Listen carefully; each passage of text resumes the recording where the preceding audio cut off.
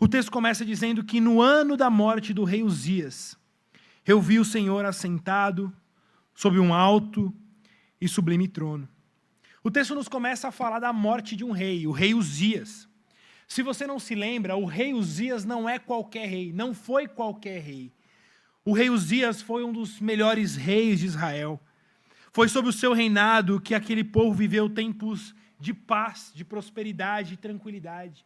O rei Uzias representava para o povo um rei que trazia paz, um rei que conseguiu unificar aquela nação, um rei que trouxe períodos de estabilidade.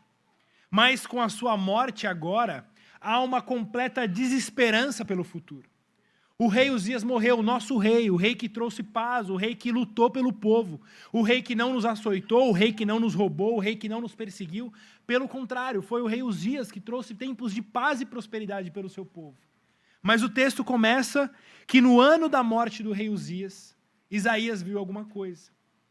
E o que esse período da morte do rei Uzias significa?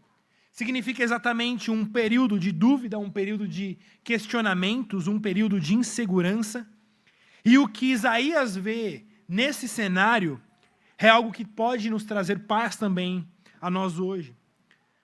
O que Isaías vê é que mesmo quando tudo ao redor parece trazer somente insegurança, o Senhor continua sentado no seu alto e sublime trono. É muito comum que em momentos de ausência de paz, as pessoas começam a questionar o senhorio de Deus. Isso voltou à tona agora com a guerra na Rússia e na Ucrânia. Vocês vão ver por aí muitas pessoas perguntando onde está Deus. Deus não existe, ou se ele existe, ele não pode atuar, porque se ele pudesse atuar, se Deus de fato é todo amor e todo poderoso, não poderiam acontecer as atrocidades que acontecem diariamente.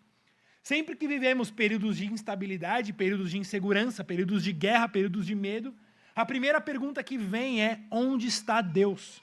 Onde está Deus quando a gente olha ao redor e só vê insegurança? Mas a resposta de Isaías 6 é de que o Senhor está assentado no seu alto e sublime trono. Isso é mais uma forma de ver aquilo que nós vimos nessa manhã, de que mesmo em momentos em que a nossa esperança parece frágil, o Senhor continua sentado no seu alto e sublime trono.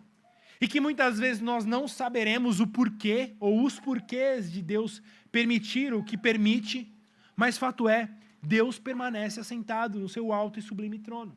E isso deve trazer conforto ao nosso coração, irmãos. Porque eu sei que na sua vida você também passa por momentos assim. Passa por momentos de luta, momentos de incerteza, momentos de insegurança. E saber que Deus permanece assentado no seu alto e sublime trono, mesmo nesses momentos, deve trazer para você a confiança e a esperança de que Deus não está tirando férias, ou que Deus não esqueceu de você, ou que o seu Deus não é fraco para intervir, mas que esse Deus permanece assentado. E que se algo acontece na sua vida, e se algo acontece na sua vida debaixo do senhorio e da soberania de Deus. Isso não quer dizer que você vai, de alguma forma, espantar os problemas que estão ao seu redor. Saber que o Senhor reina não faz com que os problemas desapareçam. Mas, com certeza, te fará encarar os problemas, as lutas e as guerras de forma completamente diferente. Porque nós não vivemos as tribulações que nos rodeiam como aqueles que não têm esperança. A Bíblia continuamente vai falar sobre isso. Nós não podemos viver como aqueles que não têm esperança, vai dizer Tessalonicenses. Mas nós vivemos como quem tem esperança, porque o nosso Deus, o nosso Senhor, ele está assentado no seu alto e sublime trono, mesmo quando o rei Uzias morreu.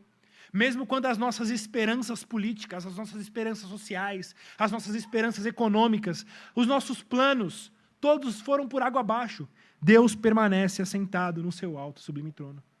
Mesmo quando tudo acontece exatamente como você não planejou, Deus permanece assentado no seu alto e sublime trono.